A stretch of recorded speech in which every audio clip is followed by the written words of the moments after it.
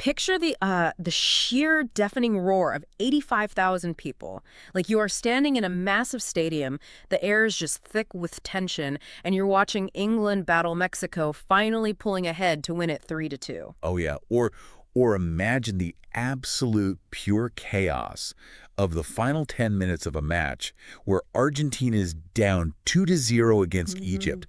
The clock is ticking down, desperation is really setting in, and somehow, defying all odds, they just claw their way back to pull off one of the greatest comebacks imaginable. It's incredible. It really is. I mean, it's the absolute pinnacle of human emotion and physical exertion broadcast to the entire planet. The sensory overload in those stadiums is, it's almost palpable. It totally is. But then I want you to imagine the very next morning, the sun comes up, and there is just complete silence. For the first time since this massive global tournament actually began, the schedule is totally blank. Nothing at all. Exactly. No matches anywhere. It's the tournament's first global rest day, just this eerie calm right before the quarterfinals.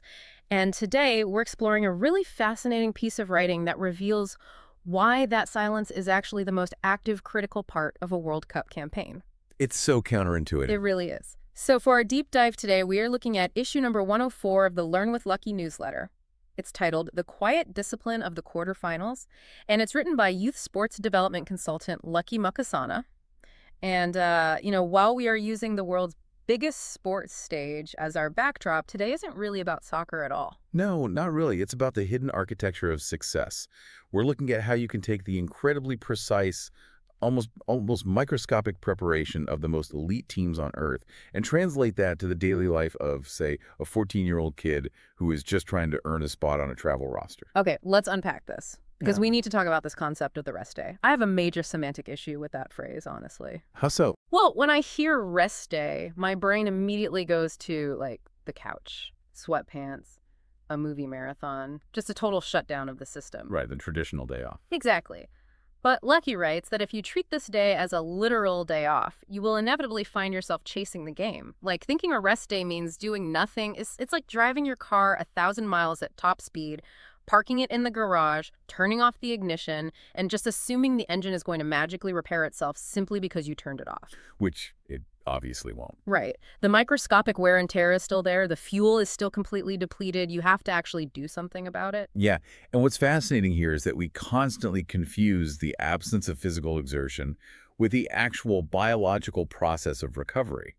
For the 8 teams still standing in this tournament, and to give it scale, this spans 3 entire countries, right? With 11 host cities in the U.S. alone, plus cities in Mexico and Canada. It's wow. It's a logistical beast. For those teams, recovery is an incredibly aggressive, active procedure. A total shutdown actually promotes stiffness and lethargy. So Lucky outlines 4 specific pillars that these elite teams are executing on this quote-unquote quiet day. You've got film review, active physical recovery, precise nutrition timing, and a complete mental reset. Okay, let's dig into the mechanics of those pillars, because active physical recovery sounds like a total oxymoron to anyone who is just used to icing a sore muscle and taking a nap. It does sound weird, but the physiology is crucial here. Active recovery isn't resting, it's hemodynamics. Okay, meaning what? Basically, these players are doing low-intensity movements, like light cycling or pool work. And they do this specifically to increase blood flow without stressing the joints. Gotcha. They are mechanically flushing lactic acid and metabolic waste out of the muscle tissues, way faster than the body could do it if they were just, lying in a hotel bed all day. Wow, okay. And what about the film review? Well, the film review at this stage isn't just casually watching tape of their next opponent like a movie. It is highly targeted pattern recognition. They are studying the geometric tendencies of the specific player they will face in 48 hours. That's so intense. It is. They advanced not because of their raw talent, but because their preparation essentially is their rest day. But here's the massive disconnect for me.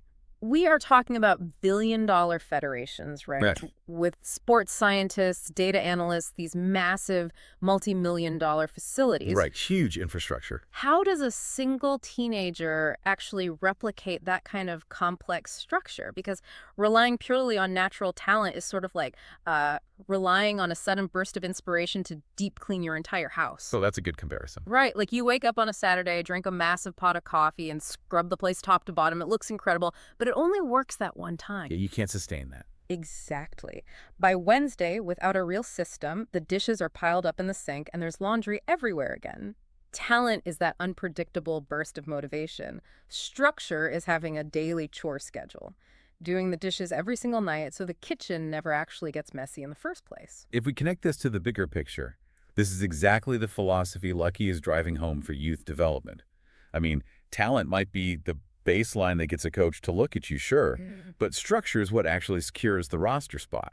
Right. So to bridge that gap between the billion-dollar federation and the teenager, Lucky introduces this concept of the player platform. Okay. It basically scales those 4 elite pillars, the film, the recovery, the nutrition, the mental reset, into a manageable daily blueprint. And the key here is that it's highly individualized. Like it's built entirely around this specific 14-year-old's position on the field as a forward, his specific biological age, and his unique goals. Exactly. It's not one size fits all. Right. It takes those elite systems and totally democratizes them.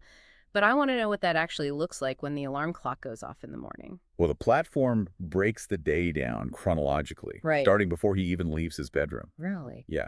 The very first thing this player does upon waking up is open the platform to find 3 short, highly specific questions tailored to his position. Here's where it gets really interesting. Because today, those questions focus heavily on the timing of his runs into the penalty box. And Lucky makes this really profound observation in the newsletter. He says a forward at the World Cup does not score by accident. No, never. They score because they arrive at the exact physical location at the precise millisecond the ball arrives.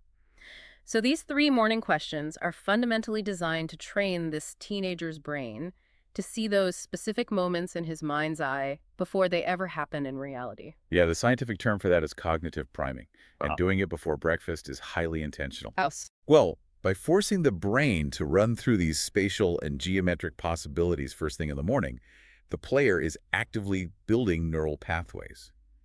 It's a form of mental myelination. Wow. He hasn't even tied his cleats yet, but his brain is already solving the tactical problems he'll face later.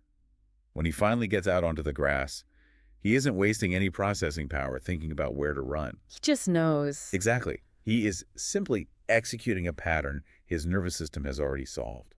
Okay, so that establishes the mental map. That is the morning phase, which is game understanding. And the platform moves him into the midday phase, which focuses on physical execution. And Lucky calls this periodized training. Right, periodization.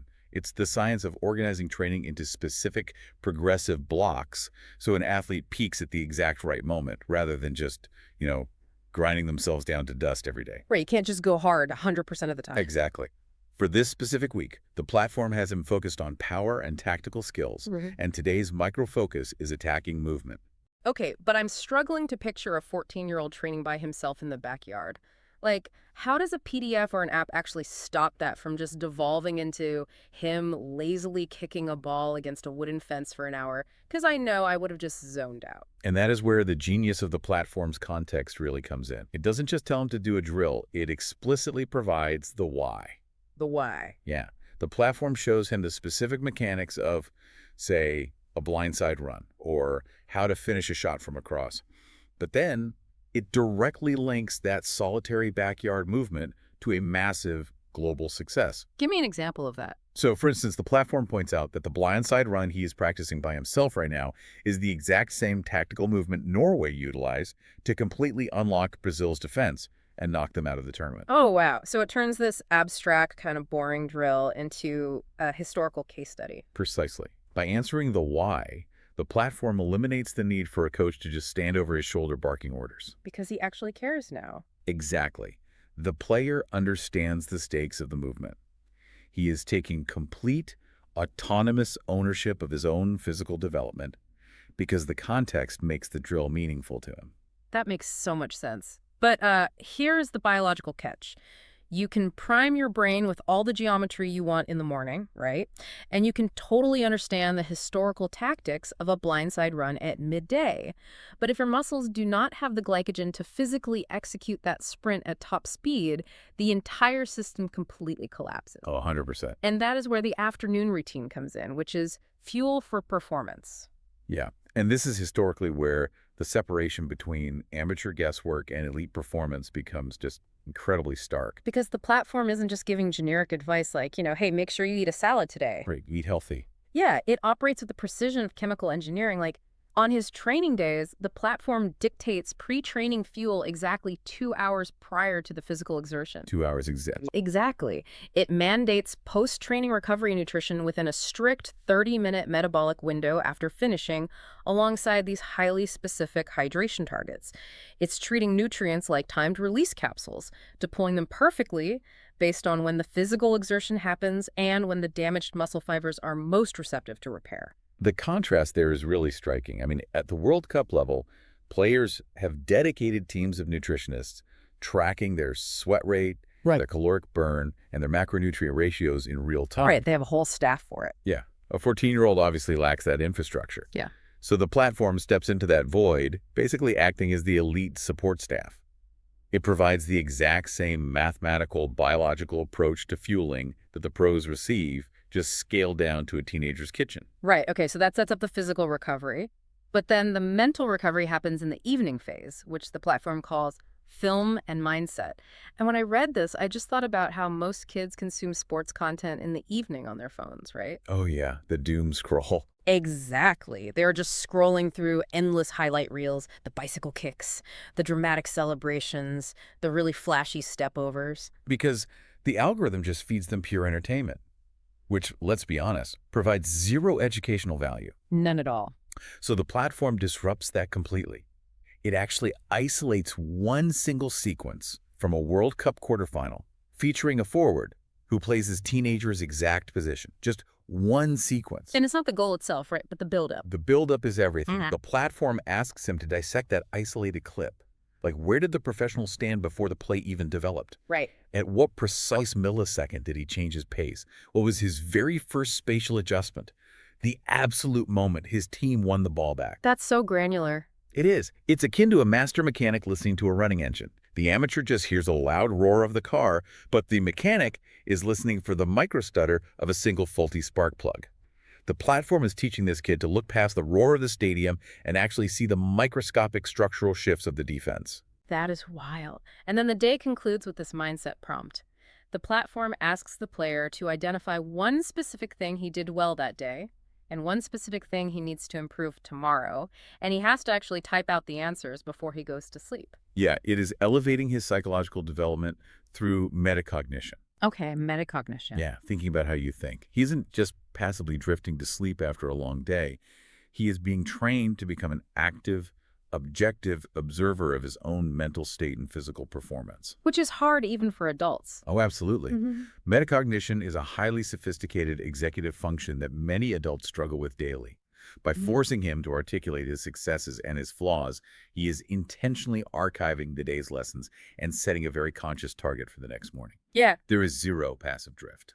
So what does this all mean? We have gone really granular on the daily schedule of this teenager, but I want to zoom out to the ultimate philosophy Lucky Mankosana is imparting here. Because to me, the defining characteristic of everything we just discussed is adaptability. Adaptability, yes. Like, the nutrition timing shifts dynamically based on when this kid actually has time to train after school. The morning tactical questions scale in difficulty, so they always challenge his current skill level. So when you look at your own daily life, whether you are working toward a career promotion, launching a personal project, or trying to hit a fitness milestone, how much of your day is built on just guessing what you should do next versus relying on a true adaptable system? This raises an important question about intention, actually, because Lucky makes a fascinating point in the newsletter regarding the teams that packed their bags and went home early versus teams like Morocco, who totally defied expectations and are still standing and fighting in this tournament. Right. The absolute dividing line there is the total elimination of guesswork. Elite performers never guess. Never. They operate a system where every single day, including the silent rest days, intentionally builds toward a highly specific outcome. Every calorie consumed, every video clip watched, and every recovery stretch serves a deliberate purpose. There is absolutely no wasted motion. And Lucky actually backs up this philosophy of personalization over generic guesswork with a direct challenge in the newsletter, doesn't it? He does. He includes a call to action, telling readers to email him directly at learn77@learnwithlucky.org. He offers to walk them through a live dashboard built specifically for their player's unique position and age. That's awesome. It is the ultimate proof of concept, really. True development, whether in sports or in life, cannot be bought off a rack as a generic PDF. It must be a living, tailored system. Wow. We have covered incredible ground today. We started by looking at the sheer spectacle of the World Cup, the stadium roars echoing across Canada, the United States, and Mexico, the undeniable passion of fans in 16 different cities. Unbelievable scale. And we traveled all the way down from that massive, chaotic global stage to the quiet, solitary discipline of a 14-year-old kid analyzing geometric angles at his breakfast table. Yeah, the scale is vastly different, but the discipline is completely identical.